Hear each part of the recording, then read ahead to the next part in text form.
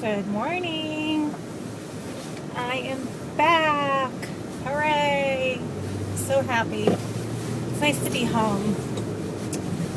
The foliage is all changing here right now. The trees are just these amazingly vibrant colors of yellow and orange and red. And so we got home at the perfect time because this is such a short window of time where we get to see this change here in Texas. And so I'm really glad that we didn't miss it.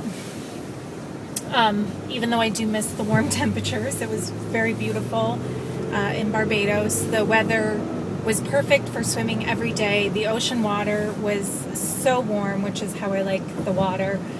It was nearly as warm as the air. So it was amazing. It was a great trip. It was a great journey.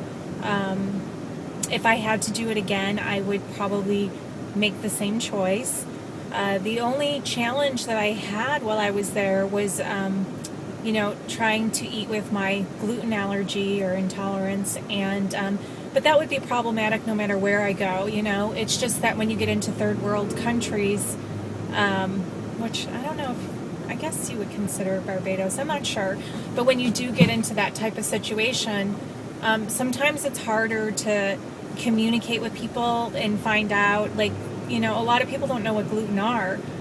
So what we had to do was eat at a lot of high-end restaurants so that I could check in with the chefs. Typically a chef who does the food preparation would know. And in a lot of the high-end places, they prepare their own sauces and dressings and things like that. So they really know what's going into the food versus, pre-packaged food or pre-made things that come into the restaurant. So we ended up eating at the same places repeatedly that we knew were safe because, to be exposed to gluten would make, the last time it happened, I was sick for 3 days and I was on vacation. But aside from that, to be exposed to gluten right now during the IVF process is probably one of the worst possible things that can happen, because when you get exposed to gluten and you have autoimmune disease, it sets your immune system off. And my immune system would have gone haywire and potentially attacked our embryos. So,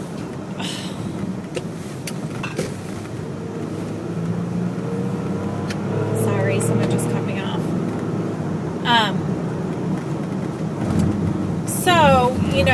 I'm glad that didn't happen. It was something I always need to be cautious of, but I had to be extra cautious of while I was there. So that was a good thing. I played it safe. I ate a lot of salads with, just plain oil and vinegar dressing. I ate a lot of grilled shrimp, a lot of grilled chicken, and then because I didn't have my normal things that I could turn to in terms of variety for like a sweet tooth or what have you, I unfortunately did turn to sugar and starch, which is not part of my typical diet, but because of limited resources and availability, I did, because I was craving variety and I didn't have it there. So for example, at home, if I have a sweet tooth, I will break off a square or two of my 90% dark chocolate. I couldn't find that there, or when I did find it, we were out shopping for the day and it would have melted before we got home, so I couldn't buy it. Another thing that I do at home is, if I'm having a craving or a sweet tooth, I'll just eat a spoonful of coconut butter. And again, that was something that was not available to me there. So when I did get those sweet tooths and I did want something like that, I had ice cream like Haagen-Dazs and stuff like that, which is obviously loaded in sugar and things that I don't normally consume. So with all of that said, my last weigh-in after my round 3 was after I had started birth control pills and started the hormones for my IVF cycle. I had stabilized, or my LDW was around 152 or 153. And but I didn't necessarily stabilize. That week, the scale just kept going up and up and up. If you remember, I started my medications for IVF the same week that I started trying to stabilize for P3, which probably wasn't the wisest decision, but that's the way it turned out. So every day the scale was going up, and I finally decided to stop weighing because I had no control over the situation in terms of hormones, and it was just upsetting me, so I stopped. When I stopped weighing in, I think I was up to like 6 pounds above my LDW. And then I just let it go. I stopped weighing it. So it's around 157 or 158 or somewhere, I think right around there. Then I went on to do boot camp for 5 weeks. I continued to do my medications for IVF. I did my IVF.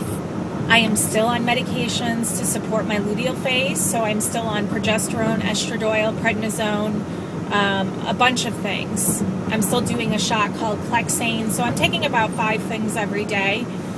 So I'm still on all these hormones. They're a little bit different than the ones that I did in the first phase of the cycle.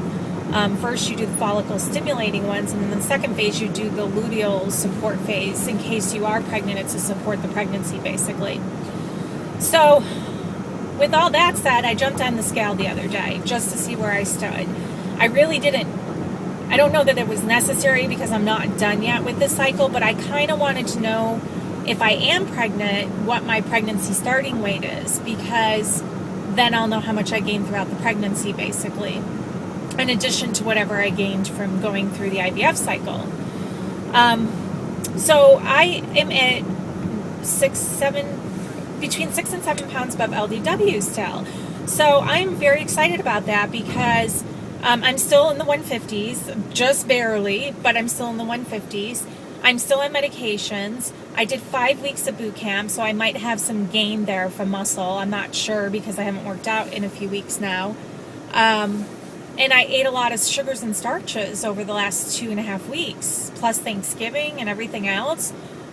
So to be where I'm at right now, I'm not severely disappointed. Of course, who wouldn't want to be below LDW or at LDW? But given my circumstances and everything else, I am, like I said, beyond thrilled to be where I am today. I think that that's a major accomplishment considering I have no control over the situation and, minimal control. I mean, I'm back to my normal eating, back to my normal no sugar, no starches, P3 style as of today. So I'm pretty excited. I'm happy that it all worked out where I am, and like I said, it could be better, but it could be worse. So what else do I want to fill you guys in? I'm so excited. It's been forever since I vlogged, but I don't want to turn this into a super long vlog either. The girl, I don't know if I told you guys, but the other couple that we had met online before we went to Barbados, who was also from Texas, we ended up meeting up with them a few times while we were there and sharing some meals together and just spending some time together. And I got amazing news the other day that she's pregnant. Her cycle was successful. She's a little bit younger than me. She's 38. She transferred 3 embryos, and hooray for her. I'm so excited. So please pray for her baby or babies, and hope that they keep growing nice and strong, and everything goes well, and she has a happy, healthy 9-month full-term pregnancy with a healthy baby. My test is coming up this week. I don't know how soon or not soon I'm going to share results. I might need time to process. I might need time to notify family. I have not decided yet, so I just ask that you guys bear with me until I decide to do whatever I decide to do. And I know you're all vested in your prayers and everything, so I definitely want to share the news with you as soon as I can, or as soon as I'm ready to. So I will, I promise you that. But I might need to take care of other things first before I go and broadcast it, or I might need to process it if it's not, the news that I want. But I don't really have any symptoms. I have nothing to report. I have symptoms, but a lot of the symptoms that I have are probably more than likely a result of the medications that I'm taking. I'm having night sweats. I'm having insomnia. I have no nausea, no breast tenderness. I have some uterine cramping here and there. But all of what I'm experiencing can absolutely 100% be contributed to the medications I'm taking. For those of you who have done IVF, you know this. And for those of you who haven't, it's a really cruel joke from Mother Nature, because you can think you're pregnant and you're not, and that can blow your mind. So I am doing my best to remain optimistic, or at bare minimum neutral, but I don't want to be negative. Obviously, I think we attract positive things, but I also believe that when it's your time, and so it's hard. It's a very fine line. You don't want to get your hopes up and get overly excited, because it would be a huge blow if it didn't work, but you also don't want to attract any type of negative energy or thoughts. So I'm only surrounding myself with positive thoughts and positive energy. And every day I thank God for our beautiful, healthy baby. And I talk to my embryos and I rub my belly and I make funny jokes to my husband. I tell him I think I feel the baby's kicking, which clearly, if there was a baby or babies, they wouldn't even have legs yet to be kicking. So he laughs at me. And when I eat things that I shouldn't, I tell him the babies are hungry.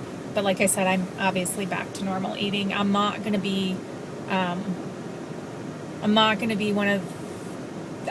person that makes excuses to eat things just because I'm hormonal or pregnant. I think that, as Lynn has said a million times, there's 100 healthy alternatives to the things that we want.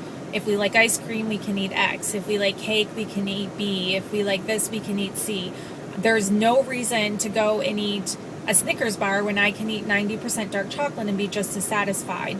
There's no reason to go eat, something that's high in greasy fat when I can eat my teaspoon of cocoa butter and be just as satisfied. So that is my plan, to stick to the things that I have learned to love throughout the HCG protocol, to eat these new foods that aren't only satisfying but are providing nutrients and nourishment to my body. So should this happen, that's the goal, that's the plan, to stay and remain as healthy as possible. So you guys, this is getting very long. There's so much more I want to share with you, but I'm going to leave it at this for today, and then maybe, just catch you up a little bit more tomorrow morning on my way to work. So I hope you are all doing well. So many people are in VLCDs right now, which is awesome. I'm so proud of you guys that are doing successful. So many of you look great. I can't even begin to start to name everyone that looks so amazing. Thank you for everybody who's checked in with me. Thank you for your love, your prayer groups. Like I can just cry to know that there's so many of you that, see, I'm hormonal, so don't make fun of me. There's so many of you that have put me in your prayer groups at your churches and your prayer circles, and I am just so humbled by that, and I'm so grateful, because I really do believe in the power of prayer, and I just want to say thanks. It really means a lot. So I will talk to you guys soon, but have a beautiful day.